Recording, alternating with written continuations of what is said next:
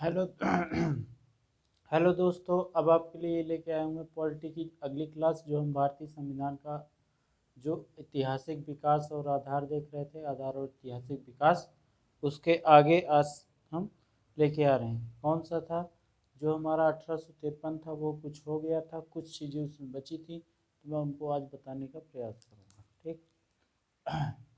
तो 1853 ये भी क्या था? चार्टर एक्ट था। क्या था? Charter act. Charter act. ठीक। ये चौथा लास्ट था ये। ठीक। तो ये इस चार्टर एक्ट में काफ़ी सारी चीज़ें की गई थी, जैसे कि यूपीएससी के लिए खुली प्रतियोगिता की परीक्षा करवाई गई, है ना। और विधिक सलाहकार का जो पद था उसको क्या किया गया उसको स्थायी किया गया। और जो वेतन था वो भारतीय कोष से दिया जाने लगा, है ना।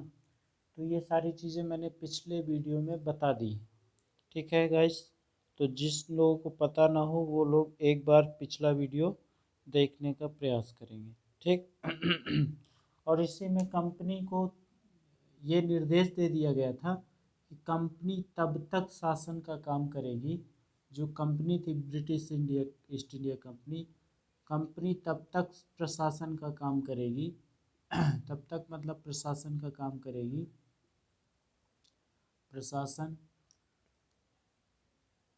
प्रशासन का काम करेगी जब तक ब्रिटिश पार्लियामेंट चाहेगी, मतलब जब तक वहाँ की सरकार चाहेगी।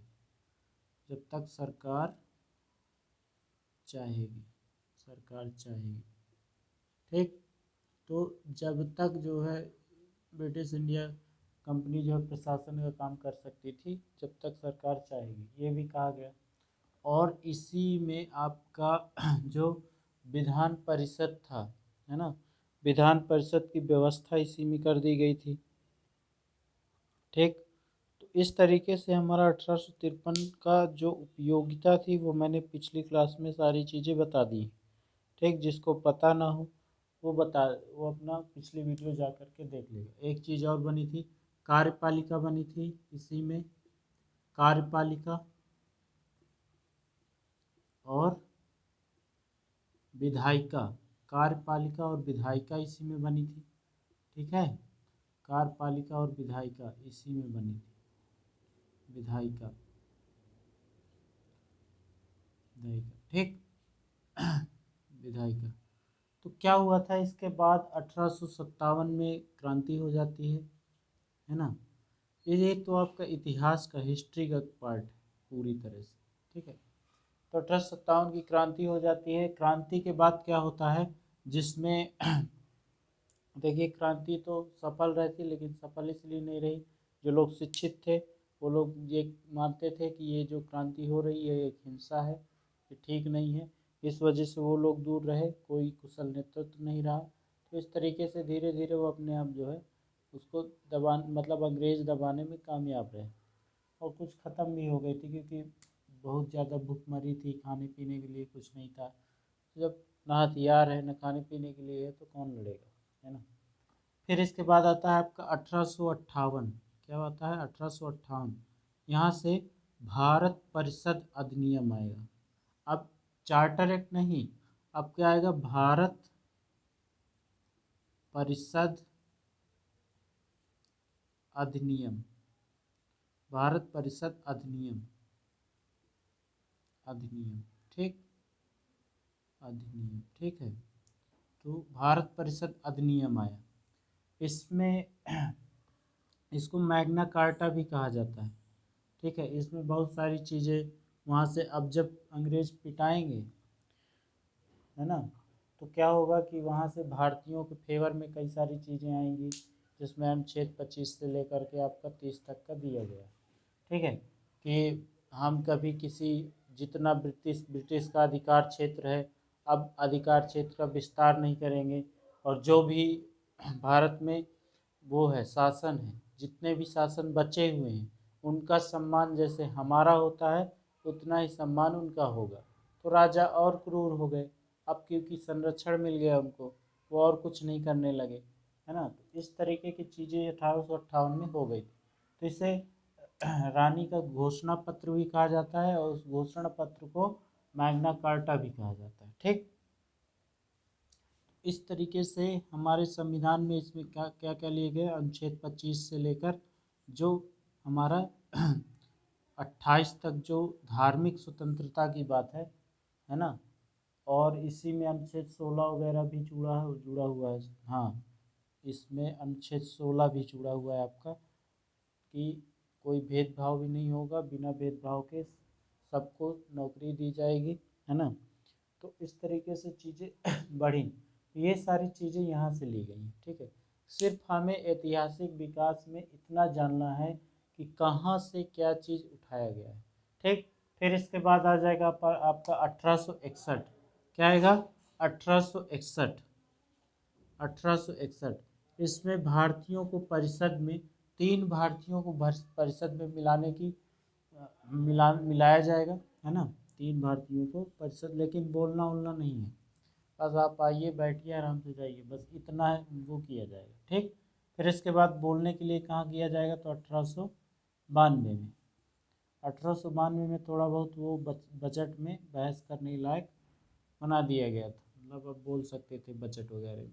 ठीक है, फिर इसके बाद आएगा आपका 1905 भंग आंदोलन होगा यहाँ पे। ठीक है, फिर आपका 1909 में मॉन्टेग्यू चेम्सफोर्ड आएगा।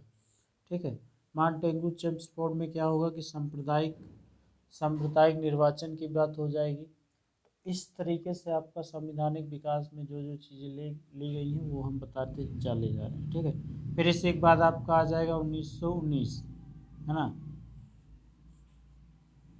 ये आपका मार्ले मिंटो है। क्या है? Morley Minto. इसमें द्वैत शासन की व्यवस्था हो जाएगी। क्या हो जाएगा? द्वैत शासन की व्यवस्था। ठीक, और दलितों पिछड़े वर्गों के लिए भी कोशिश की जाएगी कि इनको भी सांप्रदायिक निर्वाचन के लिए, यहाँ पे सांप्रदायिक निर्वाचन किसके किसके लिए था, तो हिंदू मुस्लिम, हिंदू मुस्लिम, तो हिंदू मुस्लिमों के लिए ये 1909 में हुआ था, हिंदू मुस्लिम। ठीक, हिंदू मुस्लिम के लिए ये चीज़ें हुई थी सांप्रदायिक निर्वाचन। फिर यहाँ पे आपका दलितों के लिए भी व्यवस्था की जाएगी, है ना। फिर इसके बाद जो सबसे बड़ा अधिनियम आएगा 1935, इसमें भारत से म्यांमार अलग हो जाएगा। इसी में आपको मतलब 50% आपका जो संविधान में है वो सारा यहीं से है, 1935 के भारत शासन अधिनियम से। ठीक, फिर इसी तरह करते करते भारत अपना आज़ाद हो जाएगा 1947 में। ठीक है, 1947 में। अब ज़्यादा समय नहीं लेते हुए मैं इसको आज़ादी के बाद से क्या क्या हमारे संविधान में है, किस भाग में क्या चीज़ें हैं, कैसे कैसे चीज़ों को हम कवर करते चलेंगे, वो चीज़ें बताने का प्रयास करूँगा। ठीक, ये आप लोग आधुनिक भारत के इतिहास में आप लोग पढ़ लेंगे। ठीक है, हम इतिहास की भी क्लास लेंगे किसी दिन और लेना शुरू कर देंगे, थोड़ी थोड़ी टिप्स है ये। ठीक है, तो आप लोग देखते चलिए, जिस चीज़ का आपका डिटेल में चाहिए उसके लिए मैसेज करिए, है ना। तो अगर आप लोग कमेंट करेंगे तो मैं आगे बढ़ाऊँगा, अच्छा करूँगा, इससे भी अच्छा करने की कोशिश करूँगा। बस आप लोग साथ दीजिए, बढ़ाने की कोशिश करिए ताकि हम लोग कुछ कर सकें। ठीक है, और इसी में आपका 1861 में बहुत सारी चीज़ें हुई थी, जैसे अनुच्छेद 123 में जैसे भारत में आपातकाल की बात है ना। तो ये सारी चीज़ें जो है आपको यहीं से उठा के संविधान में जो तो रख ली गई। ठीक है, कोई भी परिवर्तन ना करते हुए। फिर जो चीज़ें बाहर से ली गई हैं, है ना, जैसे अमेरिका से लिया गया, है ना। अमेरिका से जैसे आपका न्यायपालिका ली गई, है ना, फेडरल व्यवस्था ली गई, तो उन व्यवस्थाओं में परिवर्तन करते हुए चीज़ों को अपनाया गया है। ठीक है, अब हम लोग आ जाते हैं ऐतिहासिक विकास और आधार हमारा हो गया जो भी। ठीक है, और इसमें बहुत कुछ है अभी, है ना, तो वो आप हिस्ट्री में पढ़ते चलेंगे। ठीक है।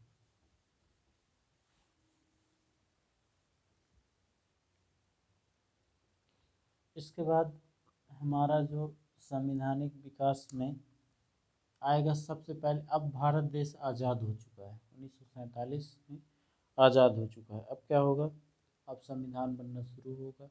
ठीक है, संविधान बनने के बाद उसको 2 साल 11 महीने 18 दिन का समय लगेगा, और बनने के बाद वो लागू कब होगा, तो 26 जनवरी।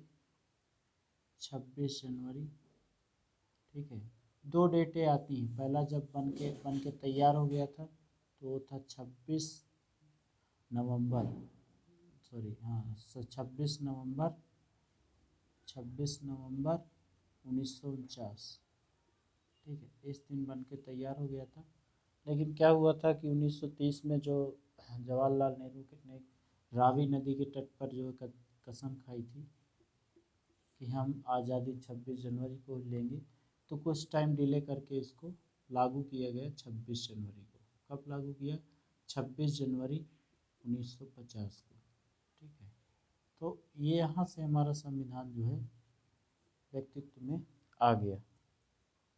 ठीक, अब क्या था कि संविधान तो लागू हो गया, बहुत सारे अधिकार थे इसमें, है ना, जिसमें कुछ अधिकार ऐसे थे कि मौलिक अधिकार थे, उनको ख़त्म नहीं किया जा सकता। जैसे संपत्ति का अधिकार हो गया, है ना, बोलने की स्वतंत्रता, जीवन की स्वतंत्रता, है ना। तो इन सब चीज़ों से क्या था कि अब संपत्ति की जो संपत्ति का अधिकार था वो अवरोध बन गया था, है ना।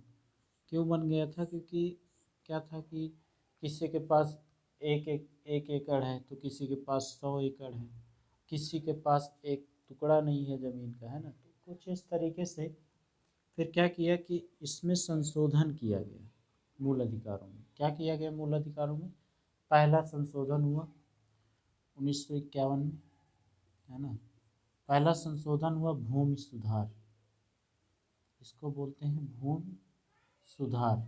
ठीक है, भूमि सुधार, भूमि सुधार हुआ। भूमि सुधार जरूरी भी था, क्योंकि किसी के पास 200 बीघे है तो किसी के पास 400 है, किसी के पास 1000 है ना, और किसी के पास एक भी नहीं है। जब असमान वितरण था तो गरीबी भी बहुत ज़्यादा थी, है ना। उस टाइम पे काफ़ी ज़्यादा दिक्कतें थी, इसलिए ये ज़रूरी था। तो इन्होंने किया, लेकिन कुछ विद्वान लोग क्या किए कि तुरंत जो है सुप्रीम कोर्ट चले गए, है ना। तुरंत चले गए वो कहाँ, सुप्रीम कोर्ट, सुप्रीम कोर्ट चले गए।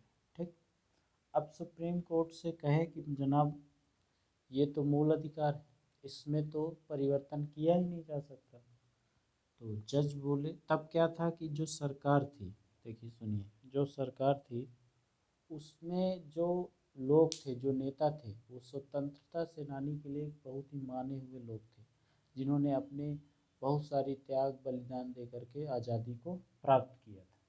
तो उन लोगों के द्वारा संचालित था, तो वो वहाँ पे सुप्रीम कोर्ट जो है दबा हुआ था, है ना।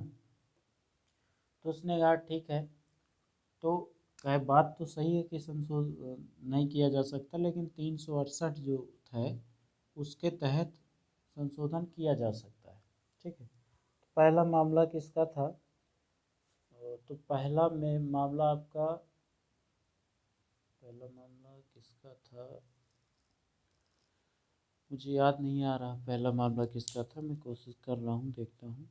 ठीक है, 1 मिनट का वेट टाइम दीजिए।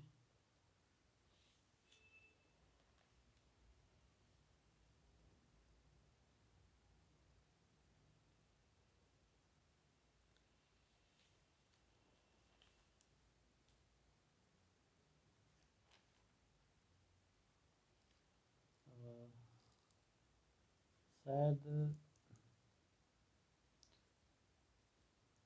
सॉरी गाइस, मुझे पता नहीं चल रहा है, लेकिन पहला मामला जिसका भी था। लेकिन फिर उसके बाद क्या हुआ कि जो संसद थी उसने क्या बना दिया, अनुसूची 9 बना दिया। कहाँ क्या बना दिया, अनुसूची 9, अनुसूची 9 बना दिया। और इसमें कह दिया कि भाई जो भी हम इसमें संशोधन करके जो भी कानून इसमें डाल देंगे, वो उसके लिए कोई भी सुप्रीम कोर्ट नहीं जाएगा, ठीक है। वो न्याय योग्य नहीं होगा, मतलब कुल मिला के उसको उसमें न्याय नहीं मिलेगा। तो इस तरीके की बात हो गई, तो धीरे धीरे क्या हुआ कि सुप्रीम कोर्ट अब चलता गया। फिर मिनरल मिल्स होगा, फिर जाके ये सारी चीज़ें हम आगे बताएंगे गाइस। तो आज के लिए इतना ही, तो बाय।